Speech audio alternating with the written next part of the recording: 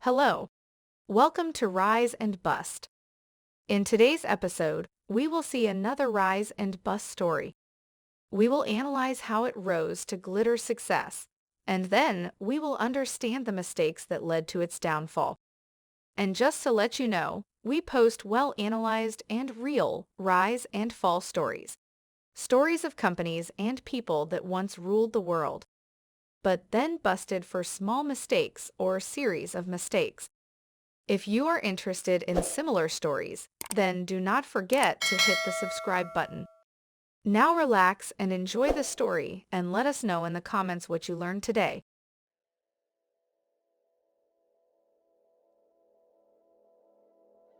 A giant of photography, Polaroid once held 2/3 of the U.S. market for instant cameras.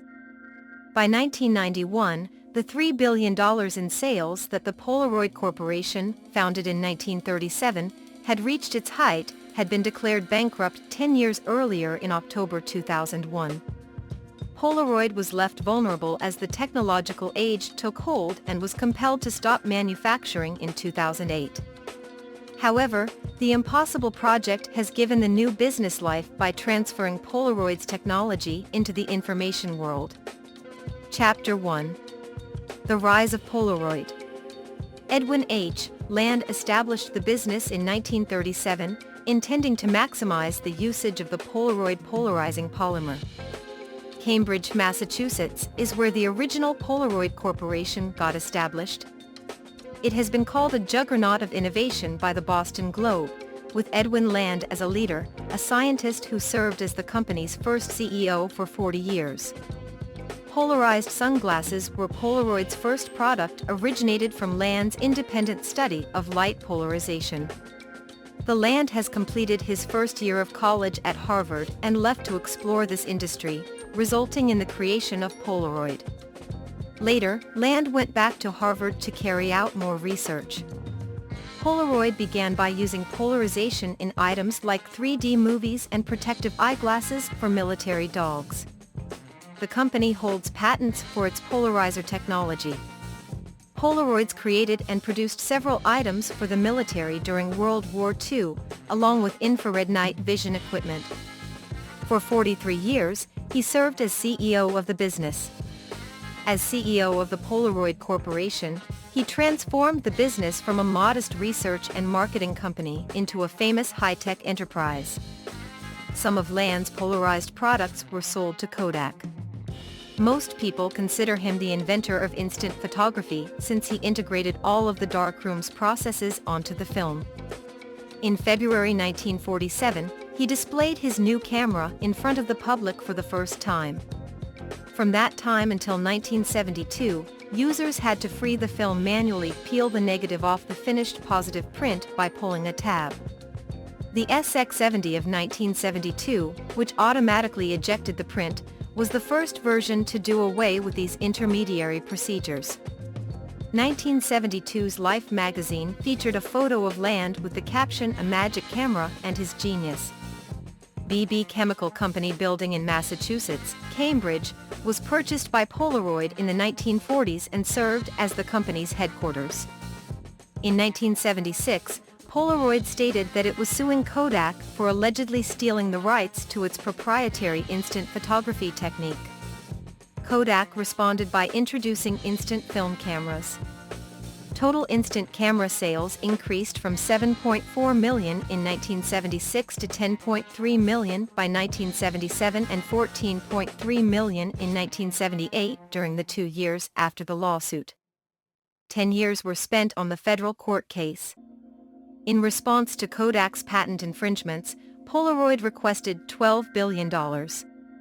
The court decided in Polaroid's favor and instructed Kodak to stop producing instant photographs, giving Polaroid $909.5 million out of the $12 billion it requested.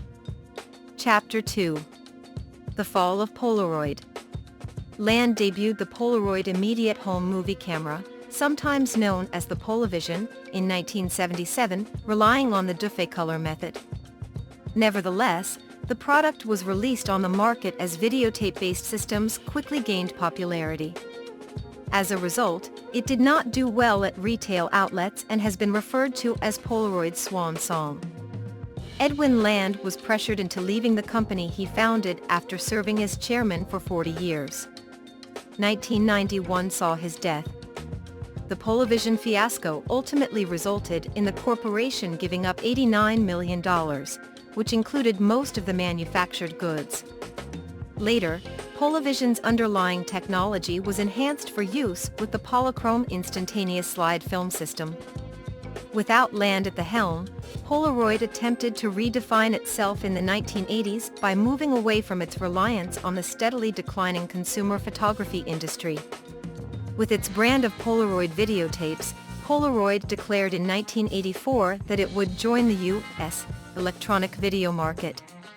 Polaroid had to make significant adjustments, including laying off thousands of employees and shutting down numerous plants. New technologies developed in the 1980s and significantly impacted photography, such as one-hour colored film processing, competitors' single-use cameras, video cameras for filming, and digital cameras, which also became popular during the 1990s and 2000s.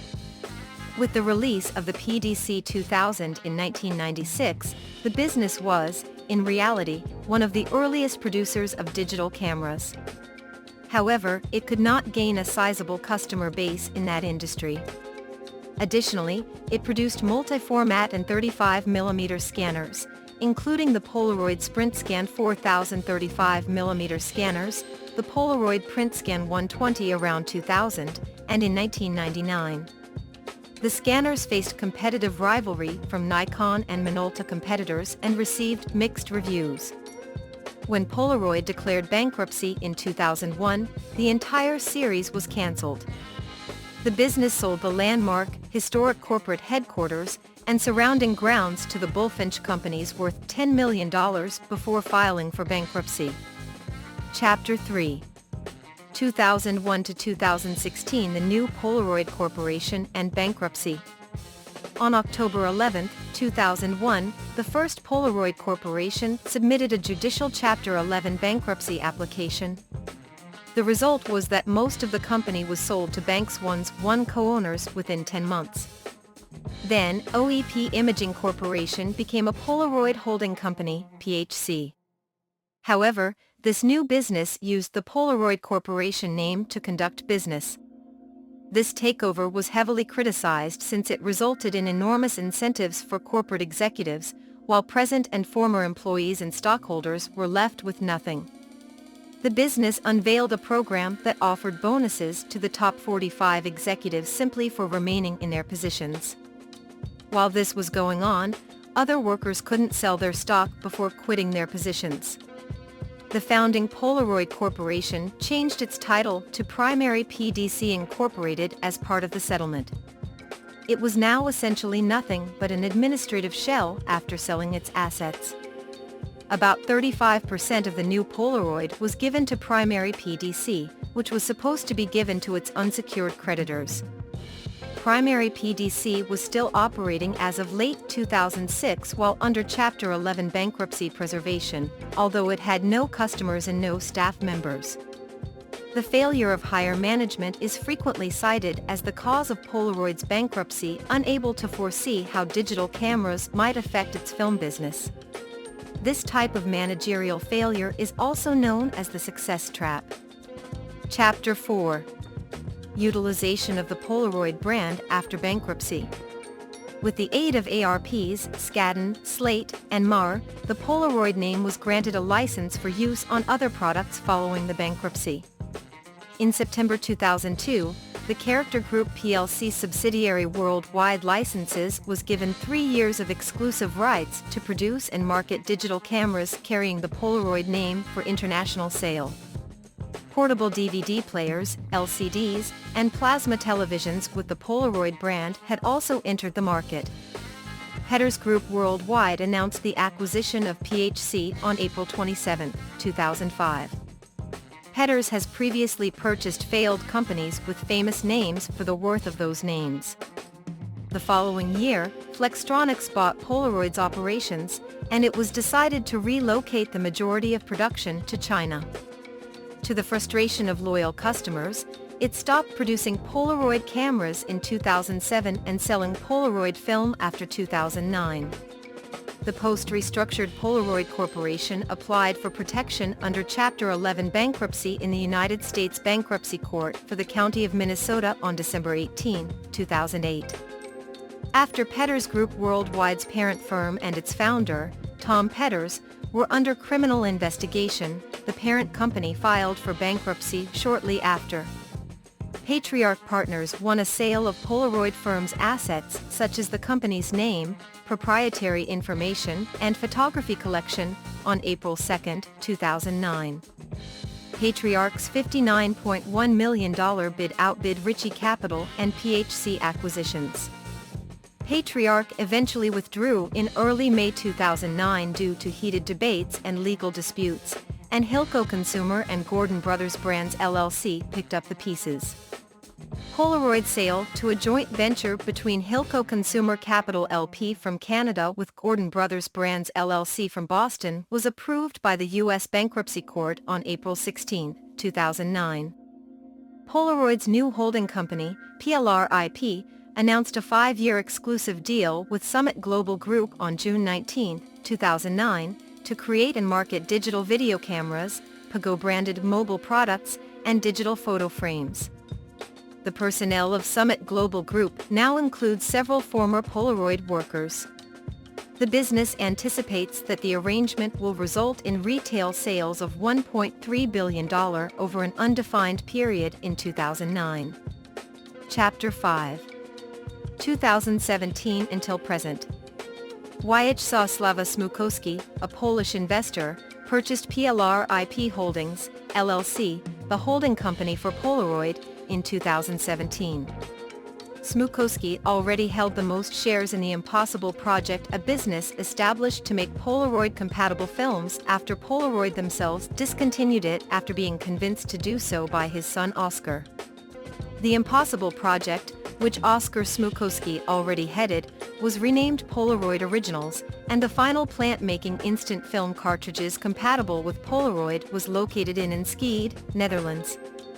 In addition to its other items like sunglasses, the Cube action camera, digital cameras, and television sets, the new Polaroid.com website began selling instant cameras and accessories created by Polaroid Originals in March 2019.